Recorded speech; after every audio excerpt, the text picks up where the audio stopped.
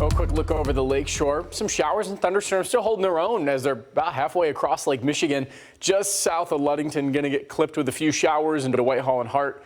That's still about 45 minutes away from reaching those areas along the lakeshore. Muskegon still well over an hour away. It's only moving at about 30 miles per hour, but nonetheless, still keeping an eye on it. Can't see a whole lot on the horizon here in the Muskegon camera. Mostly sunny skies overhead. Pretty blinding sunlight. Hour by hour does pick up on the line fizzling, and notice the showers barely making it to US 131 as we get to around 8-9 o'clock. Maybe a few more to trail through. So again, if you're along I-96 or north, there's still that isolated chance, but it really doesn't seem like it's going to turn into much. Blue skies in Holland as well. Nice evening. Much more comfortable than where we were yesterday. Dew points right now sitting around 60. Yesterday they were in the upper 60s. So again, a little more refreshing with the highs in the upper 70s. We're tailing back off into the 60s here overnight tonight. Not going to get super chilly. In fact, dew points are already beginning to rise into Friday. And as we kick off the first official day of summer, it'll be the longest day of the year. Sunrise 6:03 a.m.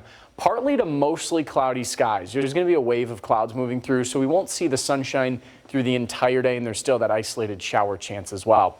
So here's the long-term future track. Friday evening, clouds fill back in, and then there's going to be this ridge building up to the north. This is where that warmth divider is going to be. North of this rain cooler, south of it, the 90s. It seems like we're going to catch the southern edge of these showers, so we'll go 20-30% chance in the morning. The severe weather outlook still has us in a marginal risk. We'll see some fluctuation in this as we get closer to that little ridge, but those things always fluctuate abruptly, a model-to-model run, just given the change in the timing of the warmth arrival. Regardless of the time arrival, it is going to be hot though. Saturday, low 90s, Sunday and Monday, mid 90s, and we're talking heat index values pushing 103, 104 at times. It is going to be very, very hot here as we get into the early part of next week. Another note with that, the warmth is surging in a southwest wind. We're going to have a tight pressure gradient. Wave heights on Saturday, 6 to 8 feet.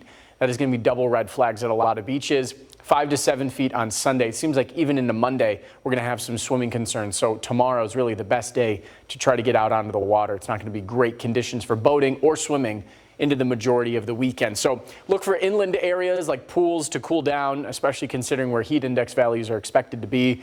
But again, wind gusts will be upwards of 40 miles per hour Saturday, 30 miles per hour on Sunday, and start to tail off into the week.